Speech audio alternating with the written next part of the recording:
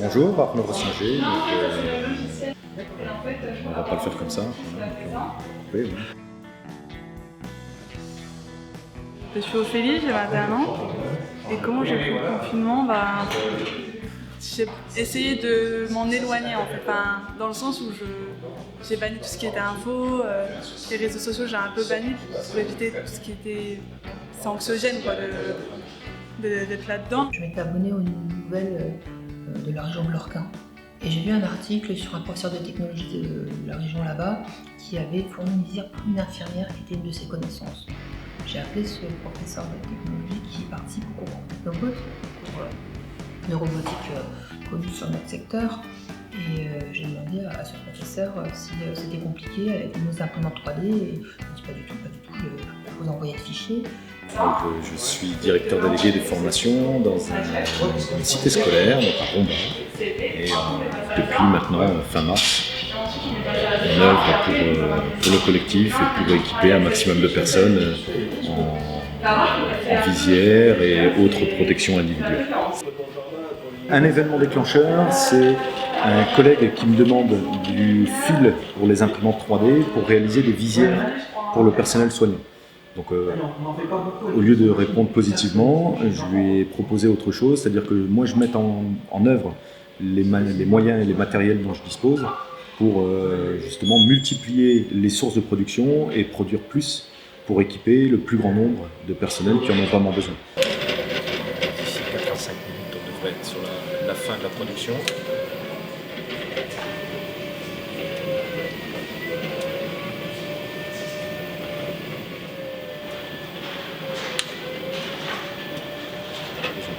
Donc l'objectif premier, c'était surtout d'équiper rapidement ceux qui en ont plus besoin.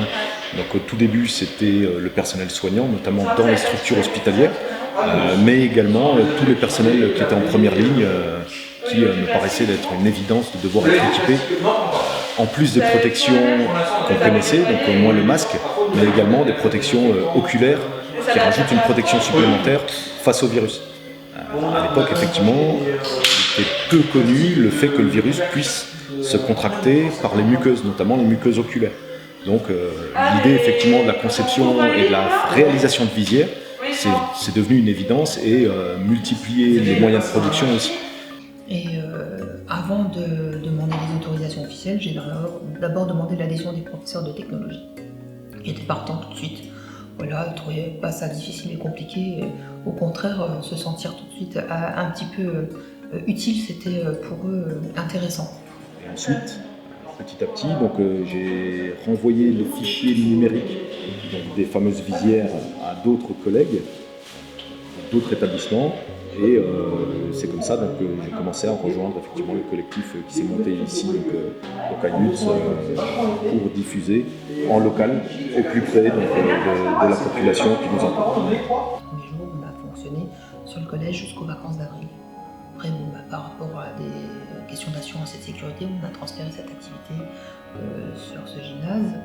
Et puis maintenant, c'est un collectif de citoyens, il ne s'agit plus du tel scolaire, c'est vraiment une cinquantaine de personnes qui viennent de différents horizons, avec différentes étapes, mais la mayonnaise a pris. Sur Facebook, j'ai vu quelqu'un qui a publié la page Habitants de Lutte qui cherchait soit ce qu'on appelle les makers qui font les imprimantes avec les imprimantes 3D ou alors la team assemblage. Et je me suis dit, oula, c'est quoi ça pour aider les soignants et tout ça. Et je me suis dit, ah, ça peut être cool. Puis ça, j'ai tout de suite envoyé un message et j'ai dit, bah écoutez, moi j'ai pas d'imprimante 3D, par contre, je suis prête à aider, peu importe. Quoi, si vous avez quelque chose pour moi, je viens, je suis dispo. C'est par un copain, Thomas Caligaro. Ouais.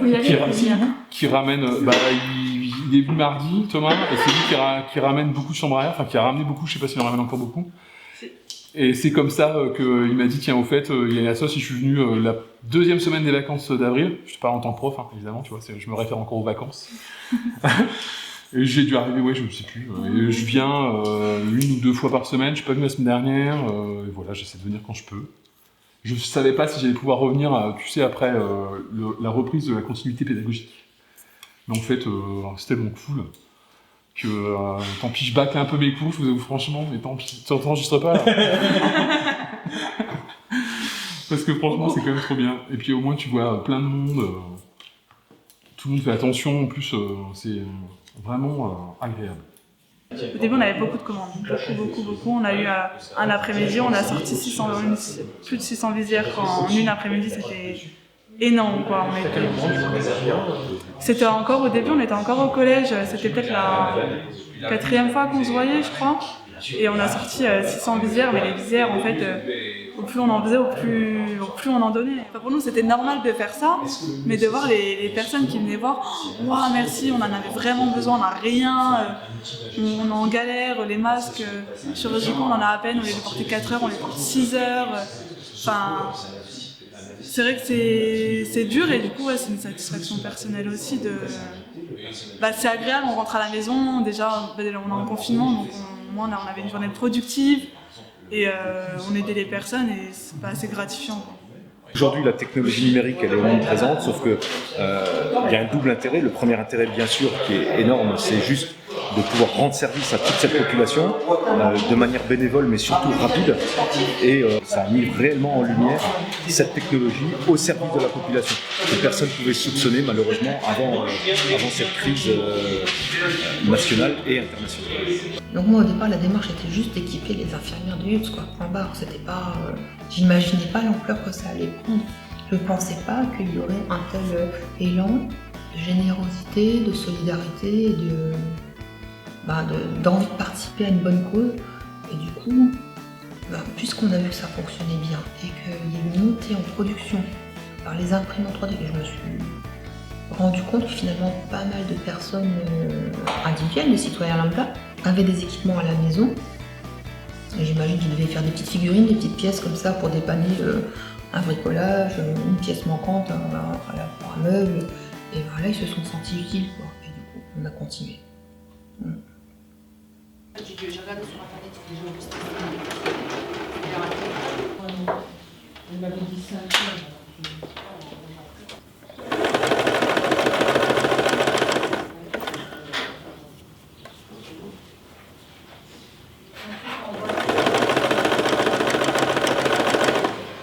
Généralement, j'en fais une quarantaine en un peu plus de 24 heures, 48 heures, donc j'en fais généralement une quarantaine.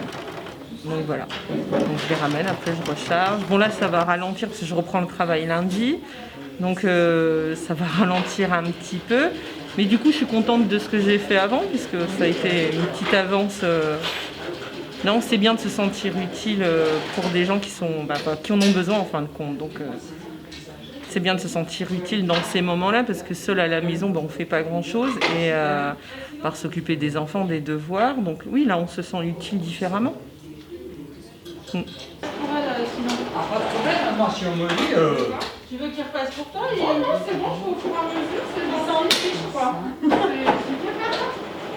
Quand j'ai vu l'annonce sur Facebook qui cherchait des couturières, je me disais, comme c'est ma profession et que j'avais pas de commande de sac, et que j'avais envie de m'investir dans quelque chose pour aider les personnes qui sont dans le besoin, pour les masques comme les commerçants, puisque j'en fais partie, du coup je me suis dit, pour faire des masques, et puis là maintenant on arrive à faire des temps de couture ici, donc c'est agréable. Donc maintenant on coud ici chacun, on n'est plus isolé chez nous avec notre machine, on peut se permettre de venir ici et puis discuter avec les personnes. C'est bien parce que justement on se dit que les gens pensent aux autres. Donc voilà, on est prêt de par ce geste à donner notre aide à quelqu'un, enfin des gens qui en ont vraiment besoin, parce qu'à l'origine c'est pour les soignants, les commerçants, donc voilà, pour que eux ils puissent continuer à avancer, et puis je pense aux soignants à s'occuper des malades. Là, ces derniers temps, on nous a demandé, nous couturières, de faire des masques pour les particuliers, puisqu'ici en fait on fait que des masques pour les professionnels, donc pour les sociétés, pour les dentistes et toutes les professions, mais qui sont pas privées. Donc du coup, moi je me suis dit, tant faire vivre ma boîte, développer ça. Donc du coup, je me suis lancée là-dedans et là, j'ai eu beaucoup de travail. Donc pendant 15 jours, je travaillais dans mon atelier de 6h du matin jusqu'à 22h. Donc j'ai fait à peu près 450 masques pour les particuliers. Plus ceux que je fais ici, mais bon, ça c'est du temps des bénévolat en fait. Voilà, je le fais pour les aider et puis j'aime en fait de coups. Donc voilà, ça me prend pas de temps en fait. Voilà. Merci. bien. C'est moi, merci beaucoup. Bonne journée. Merci, au revoir. Au revoir.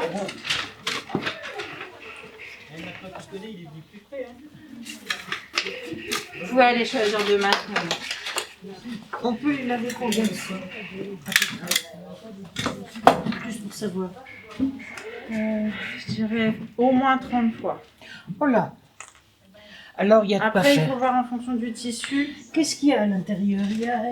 C'est deux couches. Deux couches Alors, de tissu. Deux couches de tissu. C'est un masque D'accord. anti-postillon. Oui, oui. C'est pas un masque chirurgical. Oui, ils sont beaux vos masques. Non, merci, on essaye. J'ai vu que chacun avait un peu son rôle.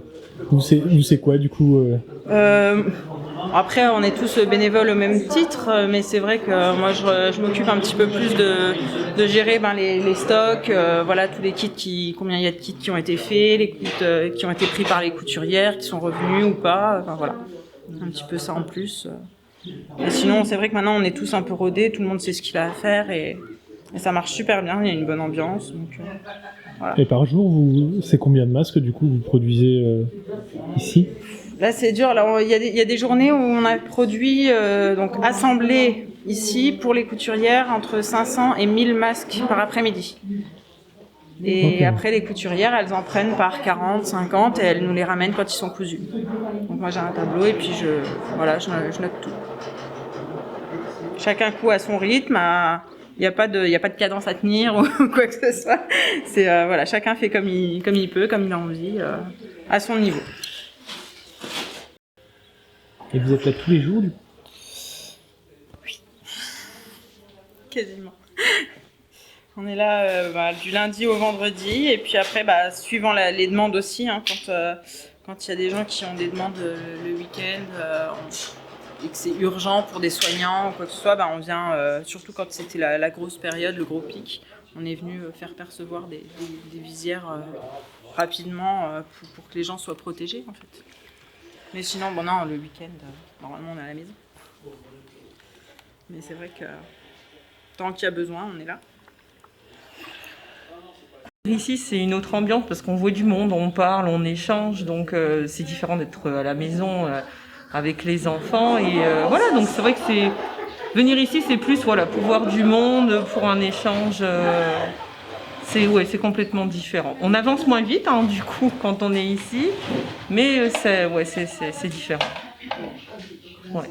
Si depuis quelques semaines, les mêmes personnes reviennent régulièrement, je pense qu'elles se sentent accueillies avec respect, que chacun peut faire œuvre de ses compétences et puis mettre un petit peu sa patte dans une chaîne de solidarité, parce qu'on est tous les maillons d'une même chaîne en fait.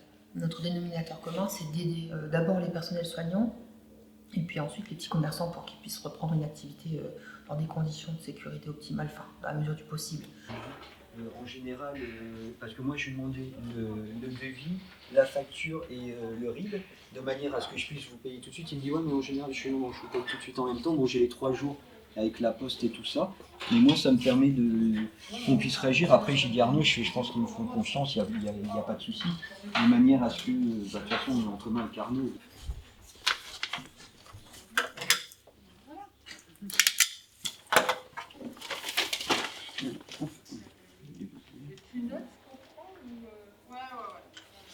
Je suis contente de voir toute la vie sociale qui s'est créée autour du collectif. Ça, quelque part, j'ai trouvé au départ que c'était très surprenant de rencontrer des gens qu'on n'aurait jamais rencontrés dans d'autres circonstances.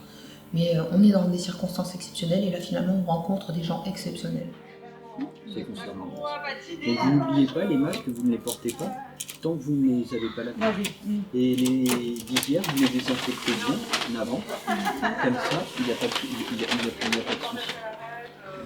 Et voilà, et du coup, là maintenant on voit vraiment des espaces distincts avec des ateliers. C'est assez rigolo parce que vraiment, on a fait la connaissance de personnes que j'aurais jamais croisées dans ma vie. Des personnes curieuses ont demandé ce qui se passait ici. Et certaines personnes ont trouvé ici quelque chose qui leur a permis de lutter contre l'anxiété. On en a moins d'eux qui nous l'ont exprimé ainsi. Voilà, je vivais très mal le confinement. Je me sentais complètement inutile, un petit peu désorientée chez moi, un peu seule. Pouvoir être actif une après-midi ou 2 après-midi par semaine en fonction du temps que je peux donner, ça m'a permis de mieux vivre le confinement. Ça, c'est vraiment quelque chose aussi, un effet collatéral qu'on n'avait pas imaginé, mais on est très content d'avoir pu aider les gens qui se sentaient seuls dans cette difficulté.